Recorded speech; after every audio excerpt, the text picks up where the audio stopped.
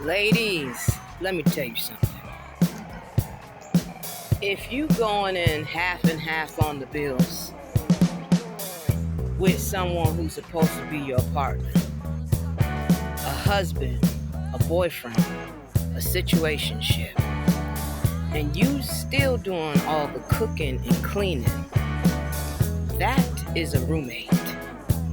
If that MFer can't cook, he better be bringing home takeout at least 3 times a week, giving you lunch money, offering to pay all the mortgage, all the rent, while you pay the utilities and telephone bill, cable bill, because you are a roommate. If he's got a job, you've got a job, or even a career, and let's say you make more than him, and he's always throwing in your face, well, you got it, or I ain't got it this month. He is pocket watching you and jealous of your success, even if he's making decent money. And he can't explain where it went, especially when those bills are due. He is scheming on you, using you, and probably running buck wild in these streets behind your back. He does not love you. He loves the thought of what you can do for him. He loves the thought of you being able to take care of him as if you're his mother.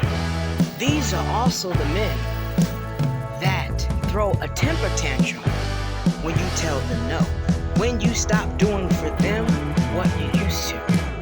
These are also men who usually like other men, and there's nothing wrong with that.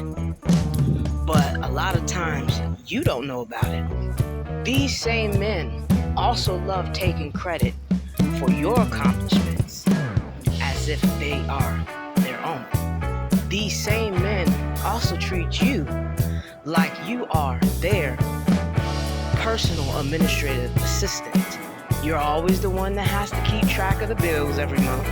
You're always the one having to fill out the applications. When it's time to move, you're always the one that has to find a new place because they don't want to put in the work. Usually they're too lazy, or in some cases unintelligent, to do so. They'll fill the dishes up in the sink and look at you crazy when they stay there. When you point these behaviors out to them, they try to turn it around like everything is your fault. You made me do it. You make me act this way, etc., etc. Excuse after excuse. When the reality is they just want you to get out their face and stop pointing it out because they have no intention on changing. And if you leave them, even if they don't know where your new home is, if you still work at that old job, do not ever think that they won't stalk you there. Oh, then here comes the gaslighting, the love bombing, the lies. Oh, here comes the I'm a change or I have changed. And let's say you miss them and you decide to give this jerk another chance. It's going to be the same ish, different day. In fact, the behavior may become worse, and more so because you already know what's coming, or they feel some type of way about you leaving them. And in some cases, they want revenge, especially if they had to grow up and pay all their own bills without the help of you or anybody else. Obviously, nobody wanted them because they're not in another relationship, or if they are, you don't know about her. A lot of times she wasn't of your caliber, or he wouldn't want you back, unless it's just to control you or to pocket watch you again.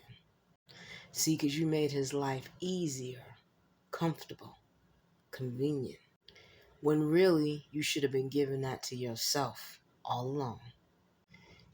And understandable, that some of us don't know how to give that to ourselves simply because we grew up in toxic households and our entire lives we've been in toxic relationships, toxic soul ties, and that's all we know.